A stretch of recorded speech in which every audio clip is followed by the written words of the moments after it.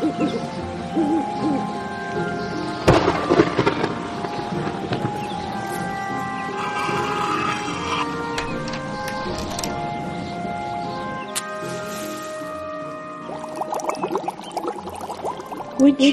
and Weird podcast.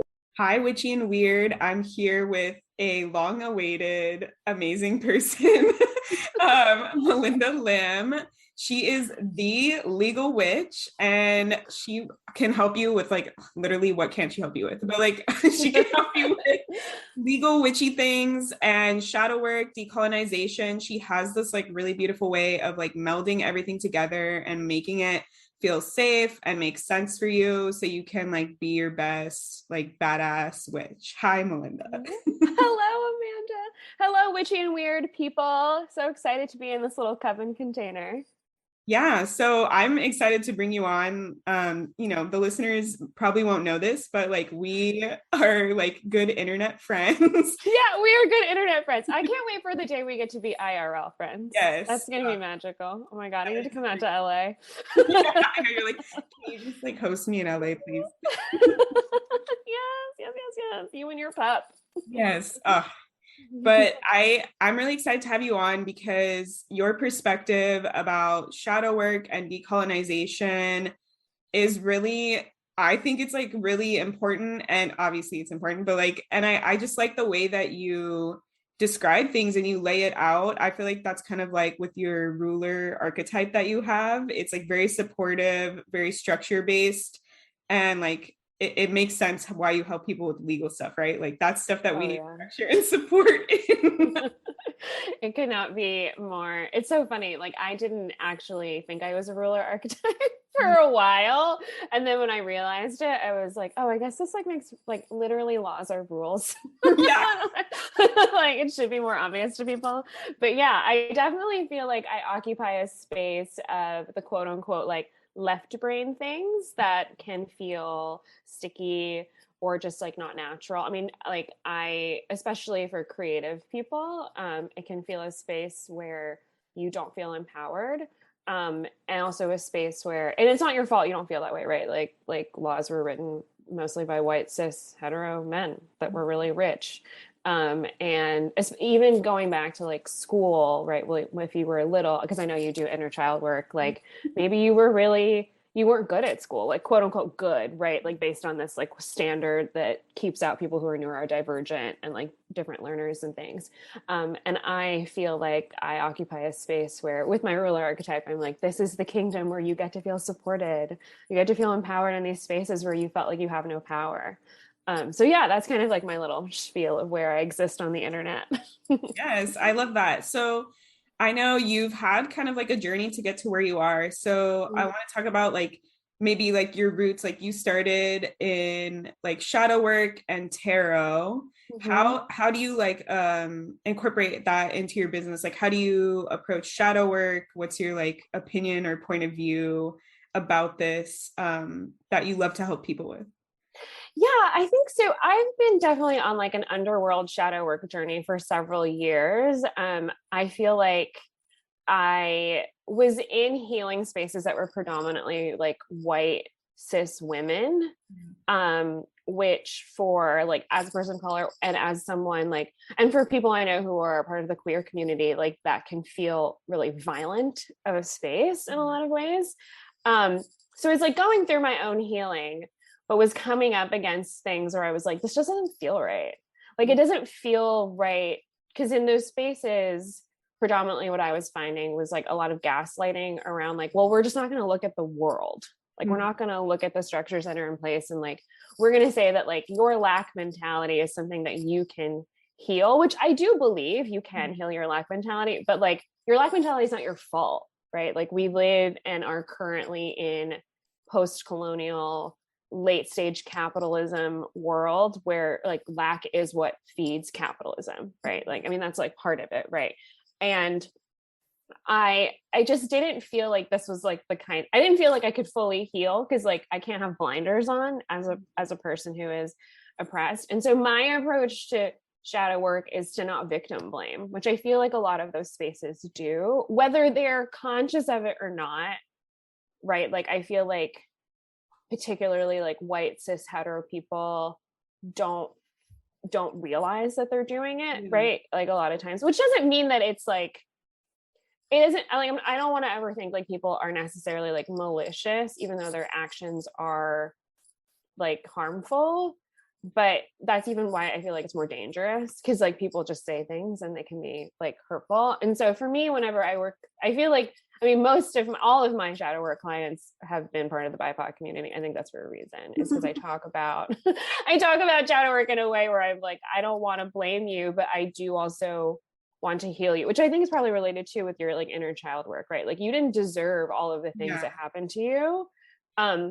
But you also still get to be empowered in this space. Like, I feel like I see this a lot of times with money, right? Like only a certain group of people has ever felt really empowered by money. But it is a space where despite that, like you get to take your power back, and we get to like unearth and heal like those wounds. And I feel like creating a safe container where you're not being gaslit, where you're not wondering if something's wrong with you, because nothing is wrong with you, is kind of my whole approach to shadow work.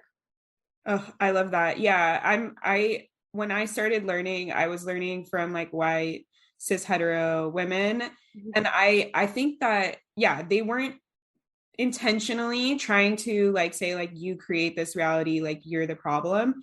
But I feel like for people who go through like trauma, our ego like doesn't have the appropriate like coping mechanisms. And so when somebody tells us like, oh, well, the problem why you're not expanding in your business is because you just need to heal like your money mindset, like you're the one who's stopping you, then like your ego, like, you know, it's like, oh, okay, so I understand that there's work here and you're pointing out that there is work here to do, which is great. But like the other part that I found was like, then my ego would create all these new like rules and like limitations for myself, saying like, oh, you're the reason why you're holding yourself back, you're never going to be healed, you're never going to, you know, like, because we always hear like at the same time as it's like just heal this, we hear like healing is a lifelong journey, and then you like all of that stuff like gets mixed together, and it's like, how do I know what's real, how do I know what's not real? Right. And it doesn't feel empowering anymore to do your own inner work, right? And then like worst case scenario, you don't do it anymore, because it's just like, why would you? Right. And I think like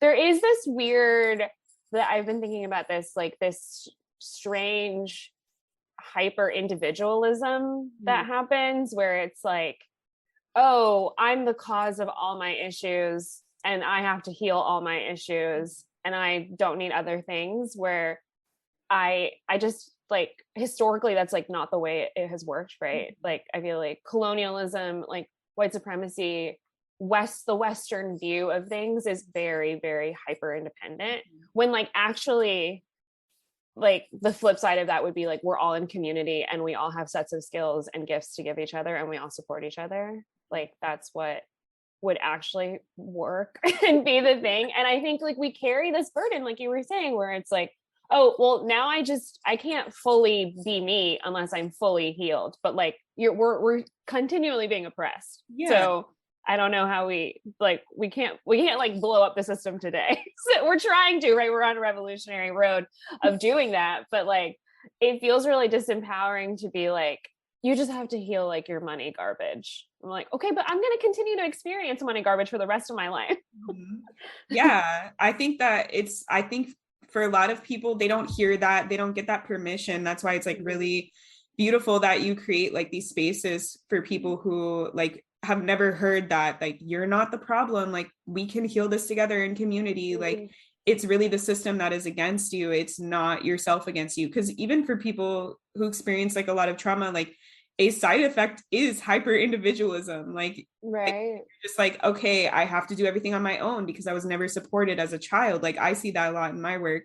And then if you go into another like type of mentorship, like healing space where somebody's like telling you the same thing, then you're like, oh, I'm further agreeing or like perpetuating that I'm the problem. So I agree. Like we're here like one client at a time, one podcast at a time.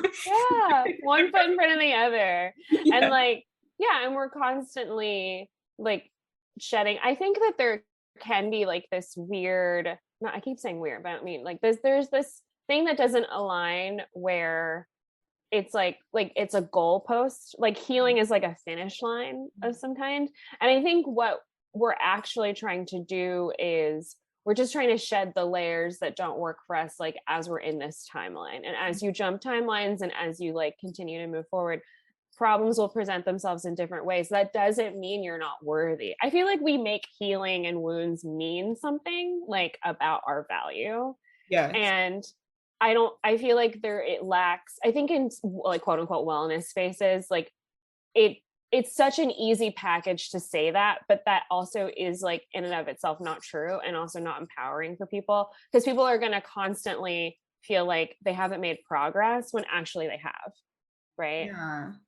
Yeah. And I think that kind of goes along with like the work that you've done, where it's like for business people or people who have goals about what they want their life to look like, a lot of people will sell them like wellness, like, oh, you just need to heal to achieve your goal. And so it kind of like takes out like the beauty of, like you said, the process of healing, the opportunity of healing, the magic of healing. So like, I'm curious to know like what your thoughts are about that, like, especially you help people with like their business stuff, and like maybe any like advice or insight you have around that.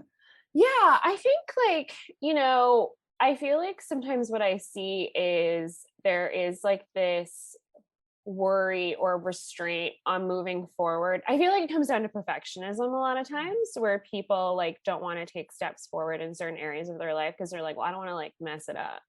And I don't want to do something like forward. But I kind of feel like I approach healing, like you were saying, like as like one step forward, and to kind of like, and congratulate yourself for the things that you've done as you keep going. Like I feel like a lot of times we don't celebrate our wins, and we have to remember, I mean, it's retrograde season right now, so it's probably a perfect time to like think about things like this. But like you're not with that toxic ex anymore. Like, congratulations, babe. Like, that's great. Like, that's a thing that like you should celebrate. I think when it comes to people's businesses, I think something that I want to stress more is like, done is better than perfect. I think a lot of people get into their heads like, oh, if I don't have like the legal side of my business like fully tied up in a bow and like all these things, and like I have to spend a lot of money and I have to do all these things that like I can't do right now, they're not going to do it until they're there.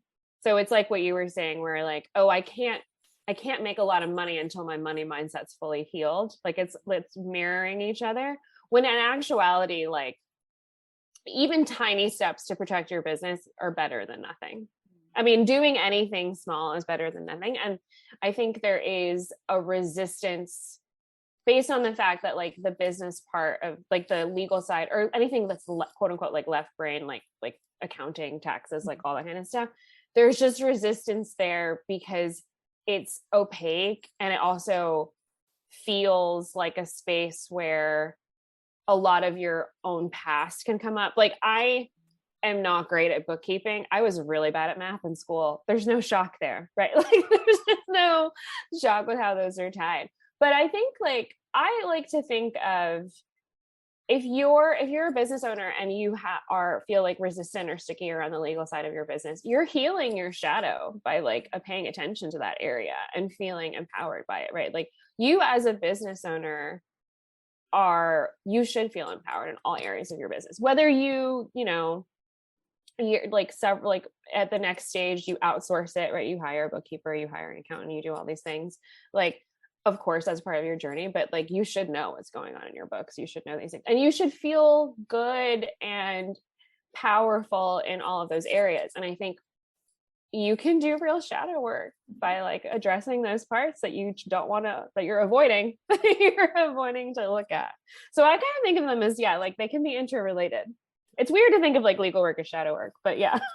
Yeah. And I was seeing like a few things, but like one thing that came up that you were talking about is like just doing the work, even if you're like not doing it perfectly. Like I was reminded of like those famous things that we hear in the news where it's like, I can't remember the name, but it's like these people that were like scamming like, you know, like the market crash in the early 2000s or whatever. Oh, yeah. Like they were scamming people out of thousands of dollars so that they can like have their best life. And like they didn't like none of anything that they were doing was by the book. None of it was perfect. Right. And they were just like, I'm gonna do this. And so I know it's like a shitty example, right? Like I'm not encouraging people to do that, but it's kind of showing like the end of the spectrum, and like there's people out here who like just don't care about any of those rules, who empower themselves, who are just like, I'm going to take whatever I want. And I think like because the idea that, like you said in the beginning, which is kind of like where the decolonization comes in, it's like that's a space that's like created by white men, rich white men, like for rich white men. Like it can feel intimidating and daunting to like be in that space and to take charge in that space, especially like if you have your own personal like trauma and money stuff that you're like, oh, I don't belong here, I don't know what I'm doing, I'm never going to succeed in this. And then like seeing like these larger stories of like white men are rich and famous, another white man is rich and famous. It's oh like, my God, right. God. Fortune 500 list, all white men. I mean, right. Like I think the top three men that have, or the top three people that are the richest people in the world are like white men, like white cis men. Right. I like to think, and this is kind of an aside, but like related to what you're saying, whenever I can get into my own like money stories, like my like big money story that I constantly am like healing is like there will never be enough. Like that's like a big thing that I that's always the anxiety that comes up. It's like it's the tale as old as time for me in terms of my money stuff.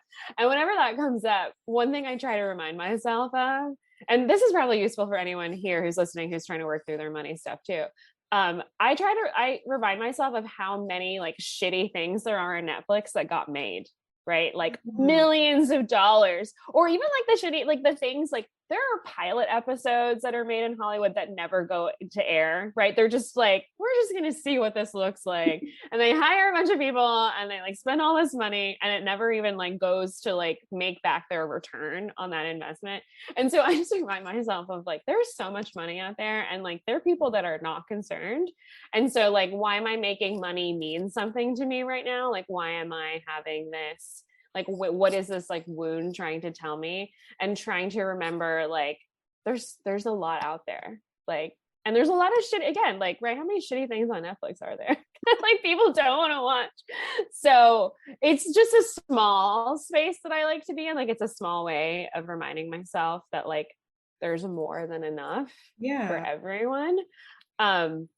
Yeah, just tiny little tidbit from me if anyone wants to use that. If you ever go through lack mentality, just remember how many shitty things does Netflix try to get you to watch every day.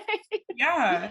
No, there's like two things that you said that I want to like reiterate. You were saying whenever this lack mentality comes up, like it's a tale as old as time. I think like even having that perspective, like coming from spaces where it's like, you just need to heal this in order to progress, in order to expand or achieve whatever goal you want or be happy or whatever, like how you acknowledge like this, I'm working on it and I'll have like wins, but it might also still be here for the rest of my life. And I'm like, okay with recognizing that. And I'm okay with like, it's going to be here. Like, I feel like that takes a lot of the pressure to just say like, it's cool. Like I'm going to be working on this for a long time. So I don't need to stress so much about having it like done or doing these other things first. Like I'll deal with it like when it comes up, when I'm ready to, and it's not going to like stop me. Like it takes away a lot of the power from it. And I think that goes with the other part that you were talking about was like, you know, like there's money everywhere, like people make shitty stuff and constantly. I think that, and it's like it's a really, I don't know, I think it's like really expansive and like refreshing, and sometimes we just need like that permission to like think of things that way, where it's like, oh, okay, so I don't need to like put so much pressure. And I like that you said like what is this wound like bringing up, like instead of like focusing on like the fear or the trigger or the trauma response that's coming up, you're like, what is it teaching me? Like what is like the thing I can learn from this? I think that also can remove a lot of the like pressure for people. It's like, don't focus on how you're feeling the lack and how you're worrying and what you can do like to get out, you know, like we get caught in those cycles. Focus on like, why is it coming up? Like, what can I learn from it? What new growth could I have? How can I expand? Like that like I feel like people get too focused, like hyper focused on like fixing the thing instead of Totally. like, the experience of it or like the progress. Yeah, absolutely. I think it's something that happens where like I'm a firm believer in like your shadow just has lessons to teach you about your own healing. Like it will be there, right? It's the same with like your ego, right? Like your ego is here because it wants to protect you. And like, again, like your ego has things to tell you. They don't need to drive the car. They don't need to be the one in the driver's seat. I'm a big believer, like your soul should be the one that's in the driver's seat and, you know, just taking input from like everybody else that's in the car with you, your inner child, like your guides, like all of the entities that are there. And to know that they have a space and they have value. And like I don't ever really like the idea of when people are like, oh, like your shadow is this like deep, dark underworld, terrible thing we're trying to get rid of. And I'm like, no, like that's not how you want to treat, like, that's not how you would want someone to speak to you if you were in pain, right? Like you don't want, like your wounds should not be like treated as something that's like, I feel like there's this tendency for people to be like, oh, just cut off your shadow. Like, just like, right. This weird, like violent tendency. And that's not like true integration to me, right? Like true integration is like listening to what your wounds have to say. And to like also make it not mean anything. Like that's something I've been trying to work on, right? Is like, oh, well, maybe I'm not making the money I want right now, or maybe I'm not in the relationship I want to be in right now, but that should not mean something about my own worth. Like, let me not use that as like a marker of this is what it means for where I am in my life right now. Like, I'm not good enough, or I'm not working hard enough, or I'm not lovable enough, or whatever those things that come up. They're just the situation.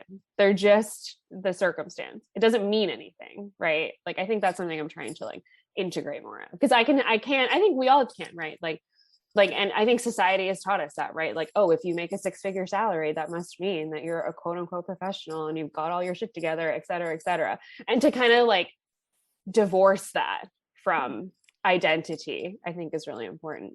Yeah, I think that's very like anti-capitalist and decolonial, right? Like as you're talking about that, I'm just reminded of all the ways that society like judges us on our productivity or our track record, right? Like whenever somebody is like in the news for something or arrested or whatever, they're like, this person has 3 priors, so they must be a shitty person, you know, like, or even like when you're getting hired, it's like if you were convicted of something, like they won't hire you because you must be evil or something. And like even the productivity, like you were saying, like if you make hundreds of thousands of dollars, then everyone should listen to you because you clearly are the smartest person in the world and you have your shit together. It's right.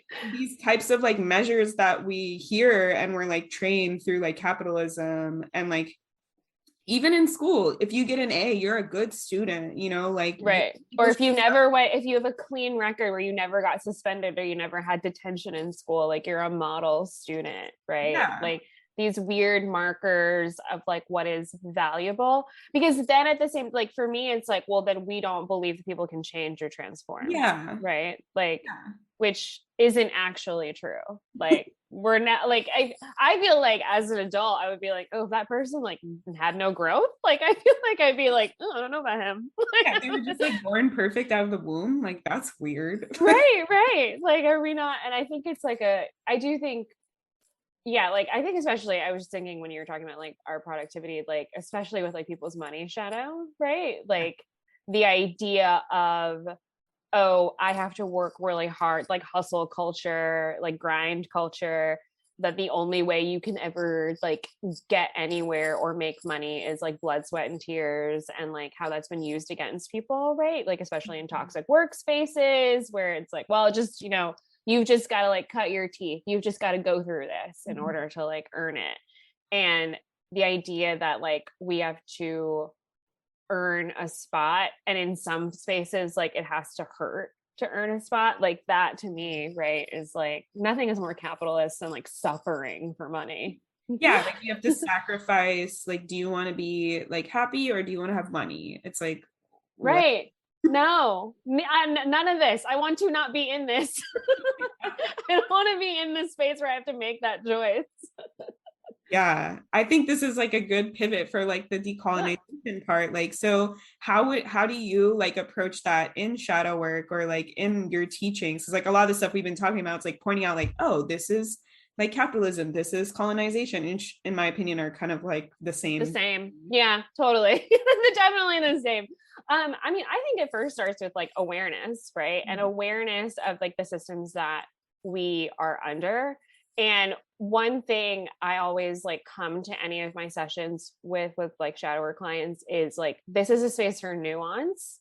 And this is a space for like, we are not going to act as if you did not absorb a lot of things that were around you for like your entire life, right? Like, and so, and to understand that like accountability is a really big part, right? So as an example I use all the time, I'm like, okay, like if there's all, I feel like in wellness spaces, there's this idea like, oh, you attracted bad circumstances because like some unhealed shadowy part of you, right? Like you just don't feel worthy. So therefore like bad things are happening to you. And I always remind people, I'm like, you did not attract like at your job, if you're someone who like works like a 9-to-5 job and some like dude, let's call him Chad. Apologies to anyone named Chad who's listening to this. But like, let's say Chad says something like just outright racist or like outright like transphobic, outright like homophobic. You did not attract that. Yeah. Like, that's not something you attracted. Like, he is a problem and like his views are a problem. And so to every situation in which someone has felt disempowered, to make sure we dig into that and remind people like, that's not your fault. Like, are there certain things where you can heal, right? Like, for example, like my own lack mentality around money, my own like money stories. There are times where like as a business owner, right? Like, I think I was saying this earlier today, like if I was selling something in my business because I was so worried about money, and it's just something that like, I don't really believe in, I don't really want to be selling. I don't think it's actually like in service to my community, but I'm just selling it because I like need the money. Then that's for me would be like my own money stories of like, oh, this is not enough. And that's not a space I want to be in. Right. And like, I like healing that is one thing. And that's my own stuff. That's my own wounds. Like there are actions I can take to heal that. That's different from if someone comes to you and they do something that's like outright discriminatory, right? And that can be on different levels, right? Like if it's a microaggression, I mean, it's still, I don't think that there are any such things as like microaggressions, but like I understand like why some things are like micro versus macro. And so to always come to the table and remind people that like you didn't deserve any of those things, because there are so many structures in place that subconsciously will tell you you did deserve it, right? Like just based on standards, right? Like what a like beauty standards, for example, right? Like things like that, or things that are like outright like ableist, like in that way. And so for me, decolonizing shadow work is to always put through a lens of like, is this actually your own money narrative or whatever narrative you have in your brain? How did the systems of oppression contribute to that narrative? And like, what are the experiences you're having right now? And what feels like an empowered step for you? Not an empowered step for like whoever, right? Because like everyone has a different experience with different things. And depending on like how much privilege you have, you're going to have like a different view of what feels powerful to you. So yeah, I think it's all about, I mean, awareness, I guess in one word, is just really where to start. Yeah, I like that. There's like a few things that stuck out, like the example of like, you didn't attract like racism or homophobia, like, and using your other example of like in your business, you might be doing it out of lack. That for me was really confusing for a long time, of like trying to understand like, where's the line between what I'm attracting and what I'm not. But I love in your example, it's like, if it's something that I internally did, where it's like, I'm choosing to do this program because I just feel like I need money and I'm not really in it, versus like an external force is like being racist or transphobic or homophobic to me. Like I didn't choose that. Like I'm not doing, it's not something I did out of my own volition or my own body or my own words or whatever. It's like, it's something else outside of me. So I think like that's something I just wanted to point out, maybe for people who are like, okay, so where's the line from like what I'm attracting and what I'm not attracting, right? Right. I feel like maybe even just shifting the term, it's like you're not attracting, it's like you're creating it, right? Like, because if that's something you chose to offer in your business, like you're creating that, you're choosing to make that. You didn't create that interaction between that Chad guy, like you didn't do any of that. Right. No. No, exactly.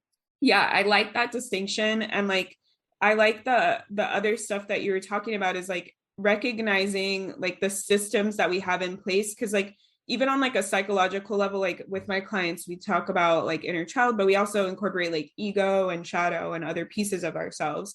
And that's also like a coping mechanism or a trauma response is like if the ego doesn't have a place to place the blame, like if someone was like racist to you, if you can't like place the blame on the person who inflicted that on you, then your ego will like internalize that. Like you said, like it'll be like, oh, I must have done something wrong, like there I must have spoken out of turn or looked at him a different way or whatever. Like that's something that if we're not taught to empower ourselves and not taught like that's not how it should be, then we internalize that. And then when you take like the societal stuff that you were mentioning where it's like we're like the one that came to mind when you were talking about this was like when and I want to say like content warning, I'm just going to mention the word like rape, but like when women are raped, like they always say like what were you wearing, what did you say to them? You know, it's like we always hear stuff like that from society that's like what did you do to provoke this person, what did you do that was wrong that got this, like the people don't have to be responsible for their actions, like I'm responsible for everything that happens to me. And I feel like I love that you're like, no. Yeah, absolutely not. Absolutely not. Well, because I think like the people that have said that, right? The people who were like, oh, you know, you've got to level up your worthiness, you've got to heal your wounds, or you're going to keep like attracting these things. Those people do not walk through the world in a situation where they're confronted with violence all of the time, right? And I don't even mean like violence like physical violence. I also mean right like language can be really violent. Like language is like the first level of violence, right? Like I learned about this with Kenny the astrologer, like the pyramid of violence, which I've not yet googled, but like there is like a pyramid of violence and the first layer is language. And when like for example if you know repeatedly misgender someone, that's violent. And so I do feel like the people who have like overly simplified the idea of like of energy and like things like that, they haven't been faced with situations where that happens to them every day.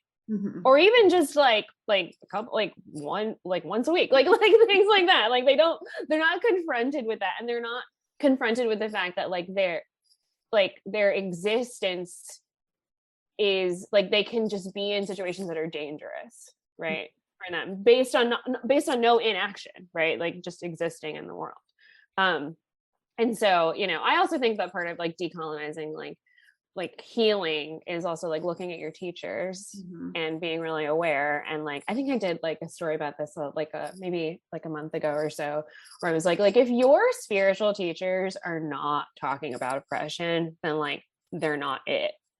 Because like it is not spiritual to like see all of the pain and the hurt in the world and like try to ascend above it and not address it. Like I don't get that. Like I don't understand the point of being spiritual if it's not to be in community with people. Like I literally don't get that. And I feel like it also only serves a certain group of people, because a lot of people are continually harmed by oppression, and whether that's like racism, whether that's transphobia, whether that's like ableism, like all of the things. And I just, I don't trust you if you're not talking about it. That's just me. But I think like as a filter for people, you know, particularly if you are someone who comes from a group that has been historically marginalized, like if you see people out here and their stories and they're talking about love and light and they're not talking about like, you know, all of the destruction in the world, then maybe take a second look.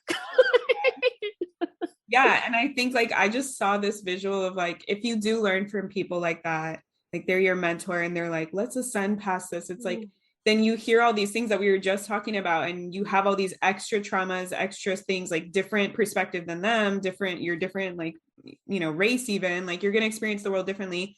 Then they're going to be like ascending, and like you're going to be still here and down there. We don't want to, yeah, because you're they're like not bringing you with them. Yeah. They're like, just fix yourself and then you can ascend. And it's like, well, like the stuff that you're teaching me is from like a different perspective. It's a white perspective. Like you said, people who aren't marginalized perspective, like then you're going to be trying to like do that, and you can't like get all the way up there. You won't be able to ascend. And then it's just like all the like stuff is still here, and these few white people are just like floating up. Like I just saw this weird vision. That's really funny. I mean, that's a funny thing that you just channeled. Yeah, and I feel like, right, the actual spiritual work is to break down the structures that keep people down. That's actually revolutionary. And that's not what people, I feel like what people, again, when I say people, I feel like I mean like, right, like white, very white wellness spaces. They're just selling you something that's more of a band-aid, and also like not an actual spiritual journey that you want to be on. Or I mean, not want, who am I to decide what you want? But like it, to me, it doesn't feel fulfilling, because like what does it matter if I'm like up here and healed if like all the people I care about are down here? You know what I mean? Like that's how I feel like about it. And I don't know, there just seems to be like this disconnect where, and I think there's also like it's also just like a very surface layer where it's like, you know, carry rose quartz and you'll find your husband. I don't know. Yeah, it's like, open your books now, switch to step 95. Okay, you're great. Like, yeah. Just yeah, I really like that. Like I think that it is important to acknowledge like having awareness of yourself, like you said, and then acknowledging like who you're learning from, who you're absorbing knowledge from, because yeah, like not like I wouldn't claim to be like a BIPOC like healer mentor, you know, like I, as much as I want to understand the experience, I never will fully understand the experience. And I think like if people don't acknowledge, like I think it's really important, like as a mentor or leader in this space, if you don't acknowledge like your perspective and where you're coming from, like you can't serve the community. Like I like that you're talking about like spirituality is community, and it reminds me of like definitely going back to colonialism, right? Like I just keep seeing like the timeline, even just here in America, of like white people came, they like genocided, murdered like all the native people here, and then they like made them like assimilate and convert, and like their religion illegal and their culture illegal, and then they like picked pieces of it, and then they started like adopting it and teaching it. So it makes sense that it's like, if you're in like especially like new agey spaces, that it's not going to make sense, it's not going to connect for you, it's not like community oriented, because it's like they picked pieces of what they resonated with, of what they understood from like the outsider point of view of the culture, and then now they're trying to like fit it together and make it into like spirituality or into like their like thing. So it's like you're missing, like how you're saying, the big pieces of like community, like this like deeper healing. Like it just, I just keep seeing all these visuals. So for me. No, I love that. I love that. Yeah, so it makes sense. So okay, so let's say somebody's like, okay, I'm being more aware of like the nuances of like the stuff. I'm looking at like who I'm learning from. What would you say is like some other thing that you love teaching the people, or like next step for like decolonizing like your healing or shadow work practice? I would say like, you know, it can feel really big. And I know we've talked about this personally, where like it can feel really big and really daunting to be like, okay, like I want to take on like a decolonized practice. I want to like be in a space where I'm trying to heal. But it doesn't have to be big, right? Like it can start really, really small. And I know we've talked about this, where like it can start with language. It can start with like not using gendered language. It can just start with like examining, like, what do you want? Like that's like a big place where I like to start with people. I'm like, what do you actually want? Like, what do you want? What do you desire? Because I think there can be this, particularly for people who have been historically marginalized, there is this space where like you feel like you're not allowed to ask for what you want because you've been told by society, right? Like you can't have what you want, you can't have it unless you do all these things, like suffering for money, et cetera, et cetera. I think like really like exploring like what you desire and why, right? And like that can also lead to like an interesting journey of like, do I actually really want this? Like, do I really desire this? And I feel like that can guide you into your healing because like, let's say, for example, you really desire, we'll just keep going with money. You really desire to have like a 6-figure, 7-figure business. And then you start to feel resistance around that, right? And you're like, oh, like, what is it? That resistance is like where the gold is, right? Like, what is the resistance telling you? Like, do you feel like it's bad to want those things? Like, do you feel like it's like you can't have those things? Like, and then identify like your stories around there. I think a lot of times people can have like, oh, like only bad people have a lot of money, or like, oh, like it'll take so much work and so much time for me to get those things, or like it's really selfish, like those kinds of things, and trying to figure out like what your stories are around there. So like kind of, I would do, if you're into journaling, listeners, yeah, like what do you desire right now? Like, what's the thing you want? And it doesn't have to be like material. I am a very of the earth person. I have a lot of earth in my chart. Shocking for some people. But it could be, right? Like, I want more time. Like, I just want more time and space to myself.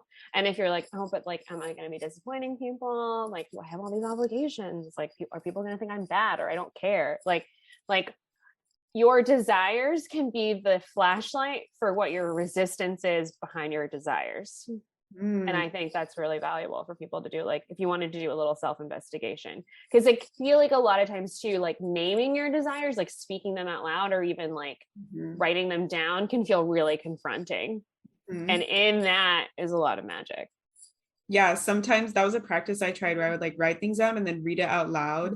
And like the way that like my voice would be like like when I would try to like read the things, I'm like, that's where the resistance is. I'm feeling like I can't claim this. I'm feeling like I can't, so I think that's like a really powerful like thing. And yeah, I totally agree. And I think sometimes people confuse like resistance with like, I'm not ready for it, or like, this is where I should stop. It's too hard. And I think it's like flipping how you said, like resistance is where all the juicy, like gooey, like magical stuff is going to be. And honestly, like what you're talking about desires, like I've done it from like how you're saying like big stuff, like I want more time. Like I just feel like I'm doing too much.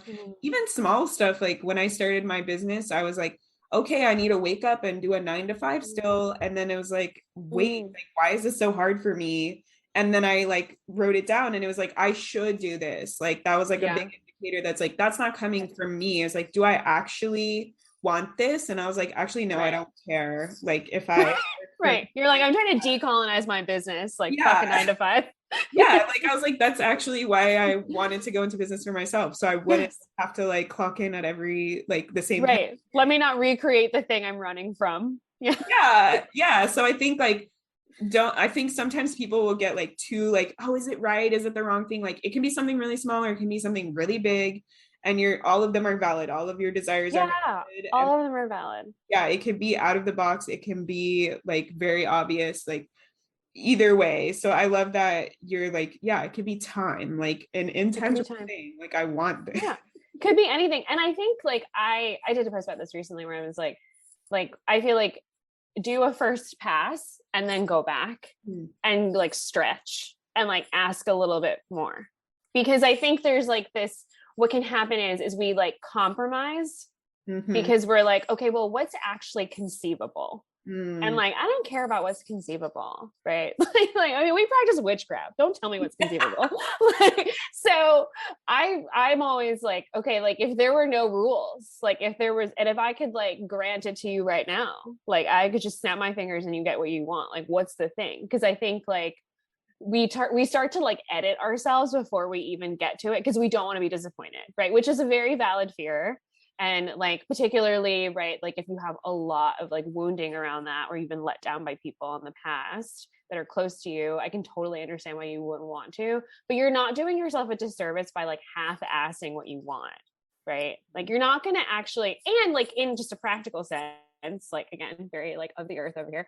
Like in a practical sense, like you're not actually going to go after it if you don't really want it. Like you were talking about like the 9 to 5, right? Like if you want this structure in your business, you don't actually want that. So you're not going to do it. Like you're not going to wake up at 8:45 and like clock in and then sit at your desk for 8 hours. Like you don't want it. So you're not going to do it.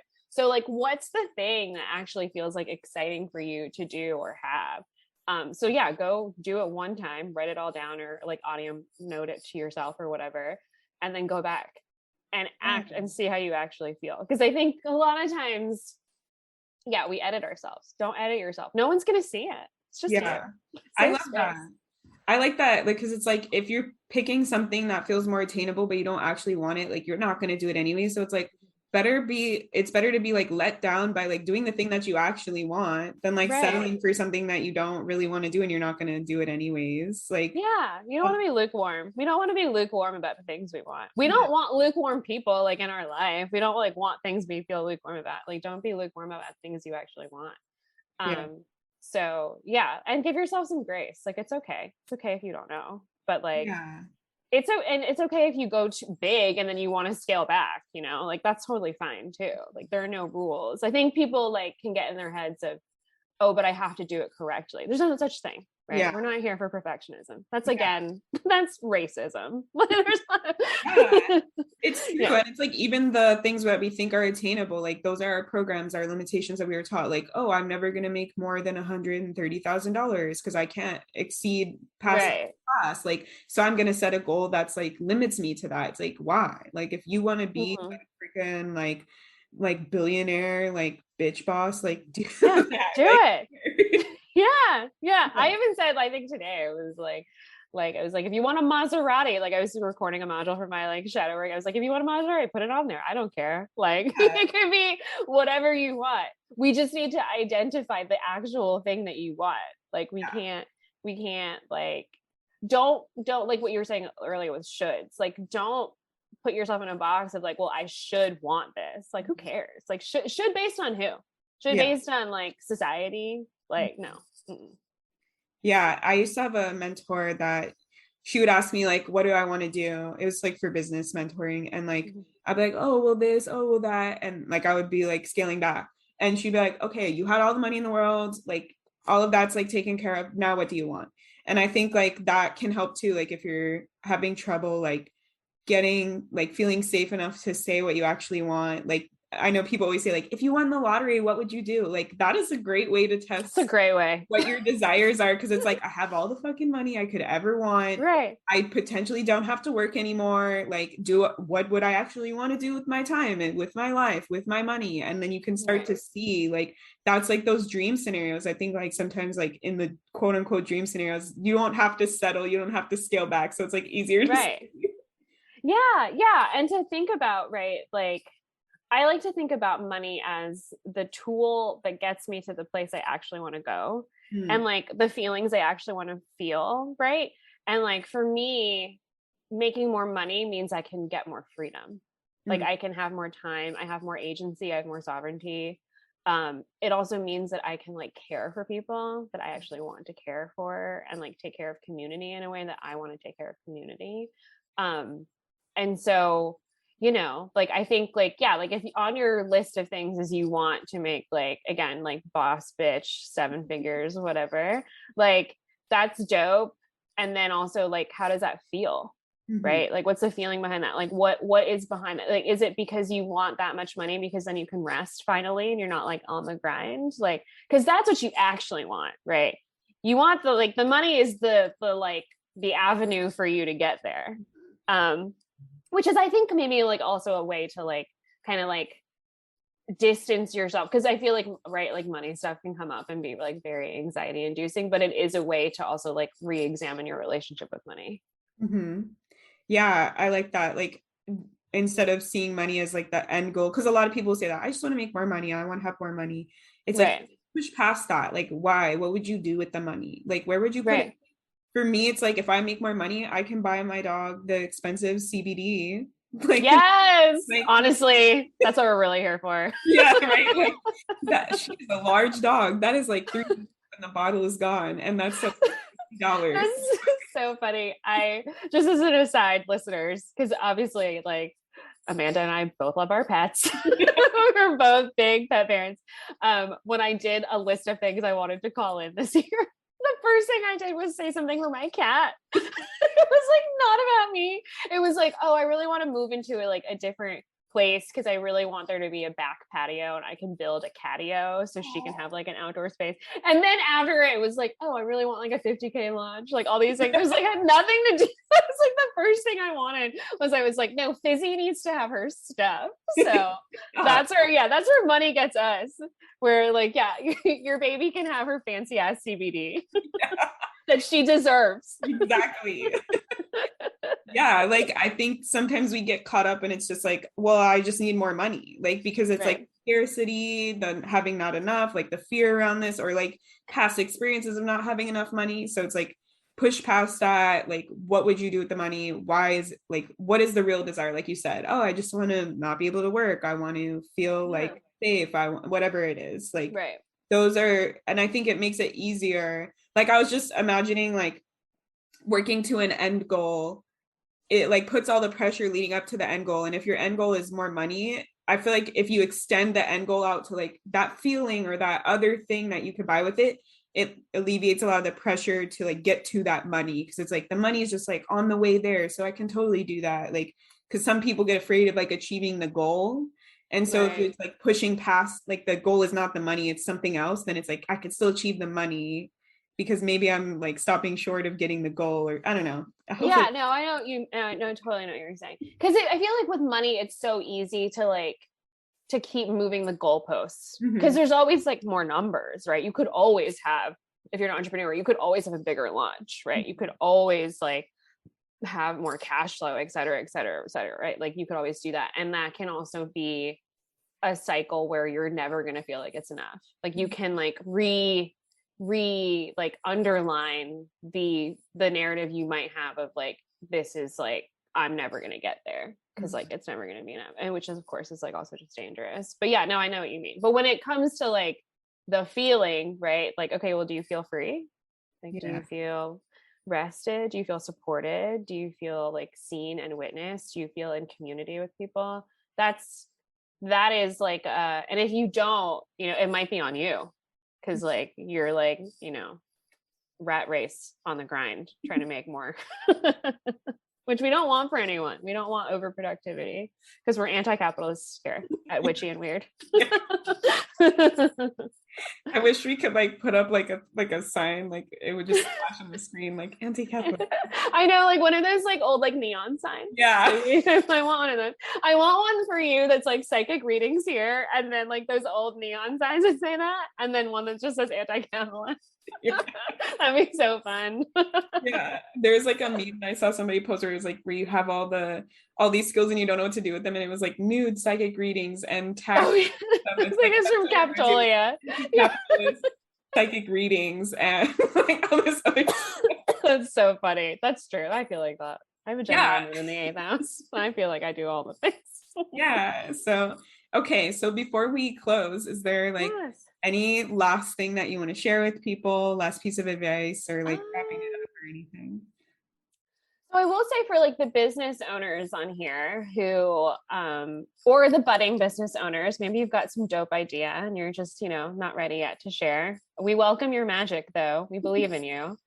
I will say that like, there can be resistance around the quote unquote, again, like left brain side of business. I say quote unquote, because I feel like I'm not a neurologist, so I don't actually know if like the left side of your brain gets like, I'm here for science. Like, I don't know, but I feel like we like separate things out where it's like, oh, non-creative people do this thing. And then creative people like who are artsy and can like actually like have a creative expression are on the quote unquote right side. But I feel like I've been thinking about this more, like to reframe those more like structured side of the business. I'm very Saturnian, so this is again maybe like very predictable of me, but I firmly believe that like the structures and the control in certain areas of your business serve your creativity, because you are given a safe container that supports you to then like do the work that you want to do. And then, because if you don't feel empowered in those spaces, be it like your accounting, your bookkeeping, your taxes, like the legal side of your business, then it can like that anxiety can like leak into like what you're actually trying to do, what you're actually trying to serve. So I like people to leave with the idea that like control serves your creativity. It's not here to stifle it. It's just here like in support of. Yeah. So that's my little spiel. I've been thinking about talking more about this, doing like a Saturn day live where I talk about Saturnian things. I was like, I'm gonna do a Patreon episode about like mundane magic things. And I think this is it. Like, this is like the simple stuff, you know, it's like sometimes we think like everything has to be magical and we focus on like the magic part, but it's like doing those physical, like mundane things can help enhance your magic, can be part of the magic, part of the healing, like you're saying, like put off one part and like it can start affecting all the other parts because your anxiety is so high. Like, yeah, I love that. Yeah, I think like I feel like like there's spaces for all of it. Like there's space for it to serve you. And my whole goal, particularly like with the legal side of things, is like with anything, I think there's shadow work inside of legal work, but like I feel like you should feel empowered in all areas of your business. And I don't even think of it as like a business anymore. Like you are the CEO of your company, whether your company is just one person and that's you, or you've got like a team of people, or you're like have someone who's part-time working with you. Like you deserve to feel powerful in all of it, because what you're doing is you are creating a company that is work you would be doing, at least I believe, like regardless of capitalism, right? Like I would serve people in this capacity whether or not I would get paid. Unfortunately, I have to pay my rent and my bills and like cat litter and all these things. And because of that, because you are doing work that is so important that serves community, you deserve to be supported and empowered in all areas. And you get to be like a boss ass CEO, you know, like, no, we're not trying to be like, right, of course, like the dudes that have their own like space programs, but like we get to feel powerful too. Yeah, everything like you said, everybody has a skill, and in the community we can all serve each other. Like I just wish like, if I didn't have to pay rent, like people could come to me for like readings and they could like fresh apples from their tree. Like that'd be so great. Like a different kind of energy exchange. Right. Like I'm here for that. Like you or someone who's got like your own like garden, and I get to like, we exchange. I help you with things, you help me with things. That would be great in that world. So where can we find you? And of course, I'll put all this in the show notes and stuff, but like, where can we find you? What are you working on? What do you want to plug or promo? All of it. So I guess this will be the first, because I know when this comes out, this will be the first place where I publicly announce this, maybe as a new offering. Yay, Witchy and Weird, folks. VIP. So you can find me at the.melinda.lim, Lim on Instagram. I am currently like, I have a container, a shadow work container for that is BIPOC only. It is currently open, but if you listen to this and you want to sneak in there, you totally can DM me and ask. I'm open. If this is, if you found it at this stage and you're like, wait, I want to get in, I'm totally open to that. I am also working on, if you are a tarot reader, an astrologer, human design, Akashic records, like basically any form of divination. I'm working on an offering to help you bolster the protection around your business, like, and give you legal tools. I'm working on that, and that will be in February. I haven't decided what I'm going to call it, but it essentially will be like I wish there was a better word for audit, but like I will audit your website and your booking page to let you know where you can have like more legal language to bolster your protection, and maybe even like edit things that you have on there. And I'll also send you a template of legal language you can use on your website. That's for astrologers and tarot readers, like specifically for that niche. Because I know like Google's not going to save you, and like Rocket Lawyer and LegalZoom, I don't think have things for tarot readers and astrologers. So so that is what, that's like a new thing that I'm going to be doing. And if you're not a tarot reader or an astrologer and you're like, wait, I want this, I'm going to be doing these like as niches, like throughout the year. So that like, because everyone has, I feel like in our community, we all use very similar modalities, but we do our businesses are different and so required to have different needs. So be on the lookout. There will be new things. I also think I might do like a money healing thing in the spring. That was an idea I had today. So again, just announced to witchy and weird folks. Be on the lookout. Y'all have gotten all of the like insider info.